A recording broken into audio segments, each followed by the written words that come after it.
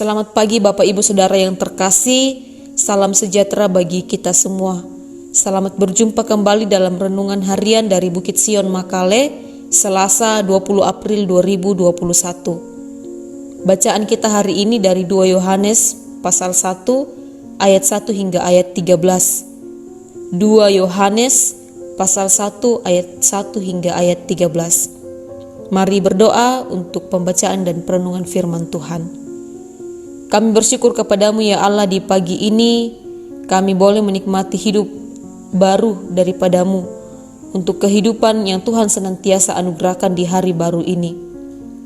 Kami akan membaca dan merenungkan firman-Mu, mengawali serangkaian aktivitas kami di sepanjang hari ini.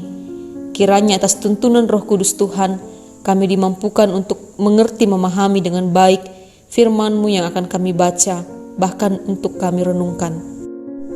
Kiranya juga ya Allah, melalui firman-Mu ini boleh menjadi penghibur bagi kami, penguatan dalam menjalani hidup anugerah-Mu, menjadi pegangan kami di sepanjang hari ini. Kiranya juga boleh mengoreksi sikap hidup kami yang tidak sesuai dengan kehendak-Mu, sehingga dari hari ke hari kami dimampukan untuk senantiasa hidup kudus seperti Engkau adalah kudus, hidup sesuai dengan kehendak Bapa. Ya Tuhan, bersabdalah kepada kami siap untuk membaca dan merenungkan firman-Mu. Dalam Kristus Yesus Tuhan kami berdoa. Amin. 2 Yohanes pasal 1 ayat 1 hingga ayat 13. Dari penatua kepada ibu yang terpilih dan anak-anaknya yang benar-benar aku kasihi.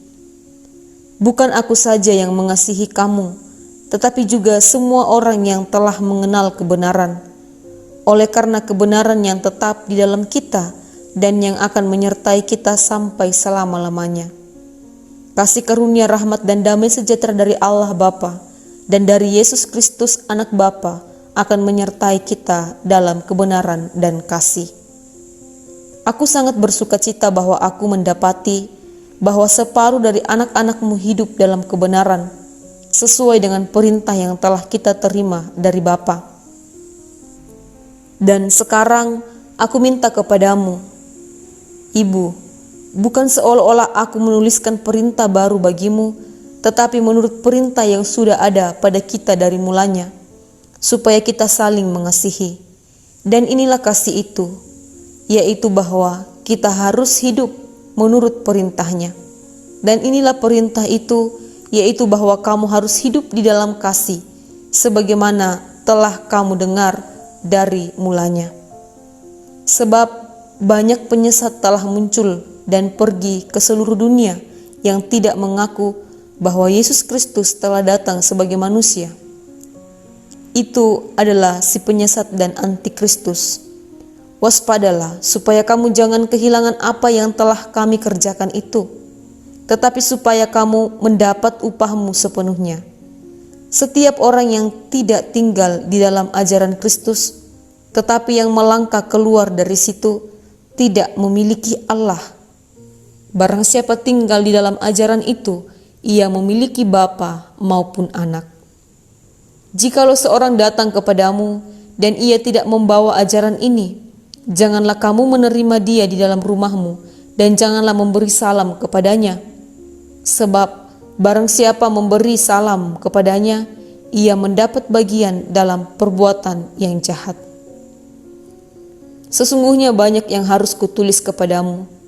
Aku tidak mau melakukannya dengan kertas dan tinta, tetapi aku berharap datang sendiri kepadamu dan berbicara berhadapan muka dengan muka, supaya sempurnalah sukacita kita. Salam kepada kamu dari anak-anak saudaramu yang terpilih. Amin. Firman Tuhan. Dari perikop pembacaan kita hari ini, kita akan merenungkan satu tema, yaitu kasih dan kebenaran. Kasih dan kebenaran. Ya, dari kitab 2 Yohanes merupakan kitab yang sangat pendek yang ditulis oleh Rasul Yohanes pada masa tuanya.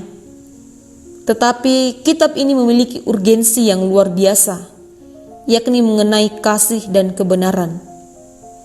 Kedua hal ini merupakan kata yang penting di mana menyatakan identitas kita sebagai orang-orang percaya. Dan dua kata ini harus seimbang di dalam kehidupan kita orang Kristen.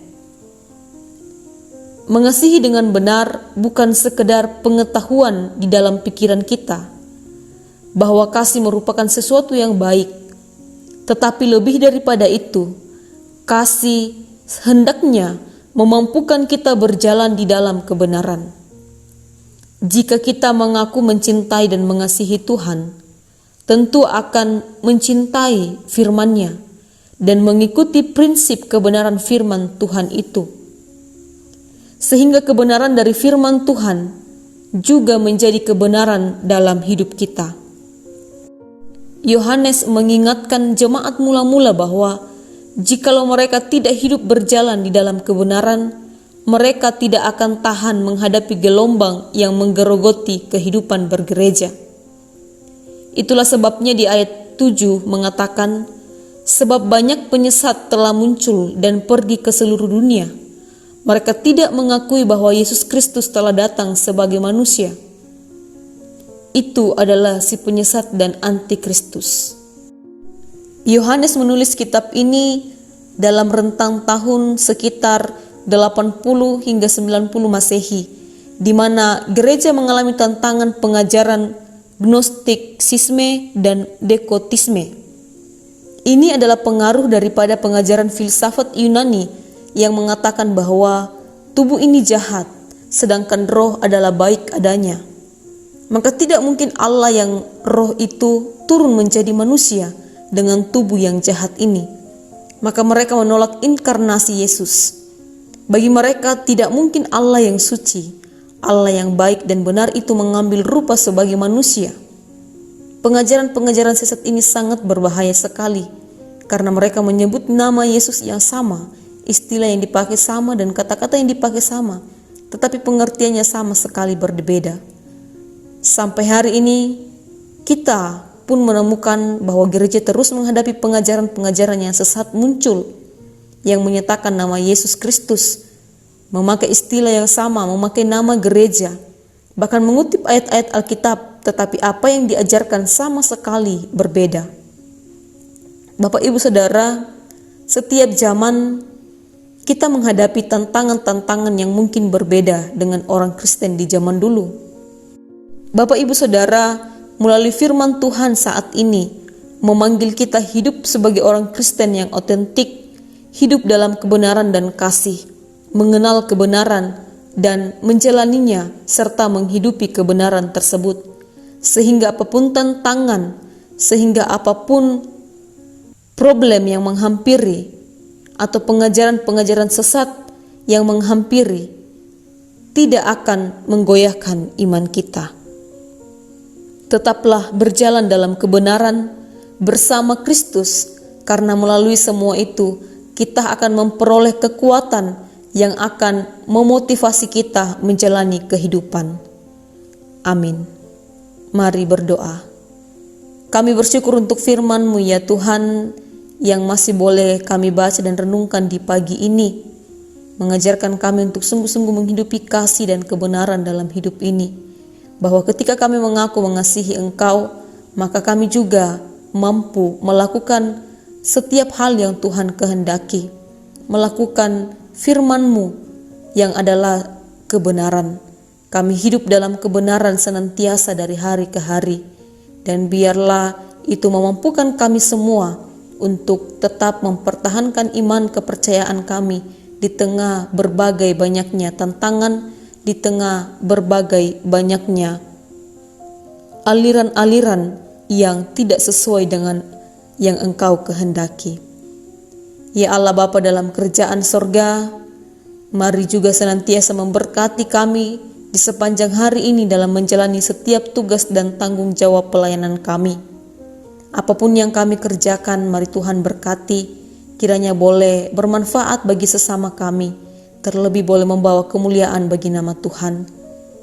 Mari Tuhan pulihkan yang sakit, baik yang dirawat di rumah maupun yang dirawat di rumah sakit. maupun saudara-saudara kami yang mungkin berada di ruang-ruang karantina oleh karena pandemi COVID-19. Biarlah jamahan kasih Tuhan senantiasa menjadi bahagian hidup mereka. Saudara-saudara kami yang berduka, mari Tuhan hiburkan. Yang tak berdaya, Tuhan kuatkan. Yang lemah, miskin, Tuhan kiranya yang senantiasa mempersiapkan kebutuhan hidup mereka. Dan ajar kami pula untuk saling mengasihi, berbagi berkat satu dengan yang lainnya. Berkati orang tua kami yang dalam masa lanjut usia menjalani kehidupan anugerah Tuhan. Orang tua kami, baik yang duda maupun janda, Tuhan peliharakan selalu. Mari Tuhan juga memberkati pemerintah kami dalam melaksanakan tugas dan tanggung jawab.